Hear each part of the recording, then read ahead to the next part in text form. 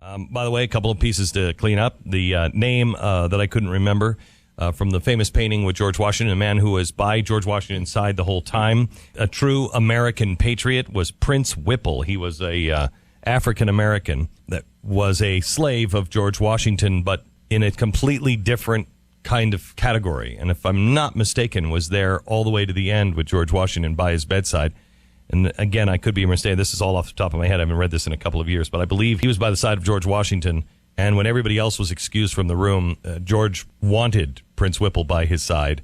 And Prince Whipple, if I'm not mistaken, was quoted as saying beforehand, when he was asked by somebody to leave the room, he said, I will never leave his side. Just an amazing man that African Americans should know about. Another African American that was erased. You know, you were talking earlier about the Australian story where they're trying to get, they're using the words of George Bernard Shaw, yes, I guess, to show everybody that Islam is fine. Yeah. I don't know if people, and we mentioned that George Bernard Shaw was a spooky, dangerous, he was an evil guy. Evil man. That's a better description. Yeah. Because, and when we first started talking about this, I don't think I would have believed who he was unless we actually heard it from his voice. Isn't there like the George Bernard Shaw Award for Theater and Dramatics and everything? I mean, he is a beloved figure. Yeah. And George Bernard Shaw, nobody knows who this guy is.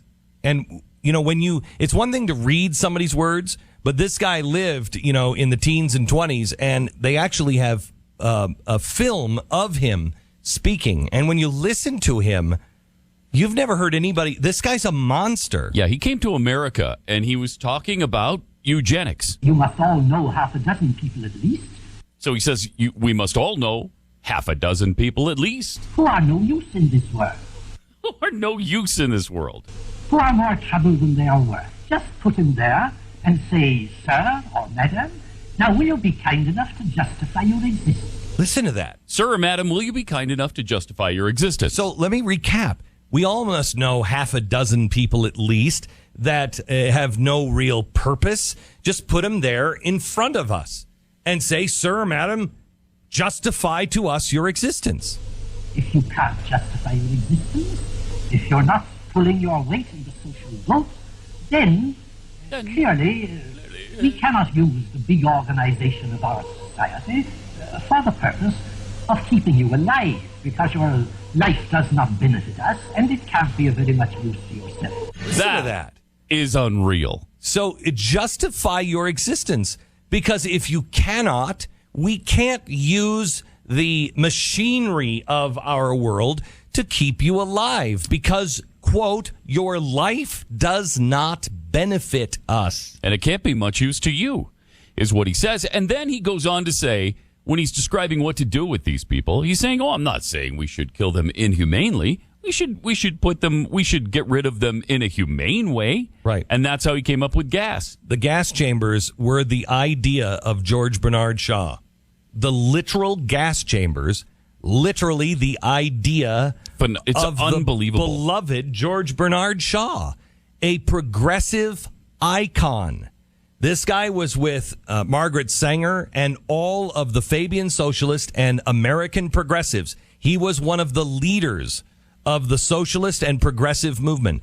This is when progressives say, well, we're not Nazis. Well, no, you're a socialist. The disease is socialism. The National Socialists were the Nazis. Progressivism is socialism.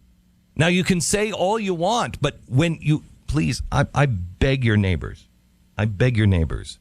look at what people who are on the left, look what they say about other people.